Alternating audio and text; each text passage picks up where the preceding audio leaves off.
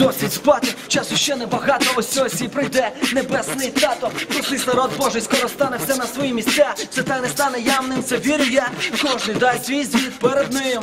Яким би ти не був, чи блатним, чи простим, в його могутній присутності впаде люби на коліна. Навіть мурашка прославиться того Божого сина. Мені не байдуже дивитися, як діти помирають від передози наркотиків, пульс їх втрачають. Знайте, є вихід, Господь підіймає через християнські реабілітаційні центри і без них звільняє. Він вибрав немічне, щоб свою силу показати. Він вибрав не мудре, як я, щоб бути всім дати. Сам не знаю, як я пишу ці слова.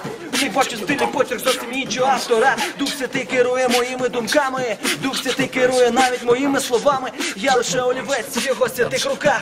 Це неправда, що сила знаходиться в кулаках. Сльози падають на зошит в клітинку. Вже друга ночі, я не можу зробити зупинку. Пишу новий трек під диктовку серця свого. Вірю, ця пісня торкнеться серця твого. Світло прийде, темрява пройде. Що скаже світу, коротке життя твоє. Бог дивиться на серце, а не на твій піджак. Тебе не спасе Феррарі чи Каділак.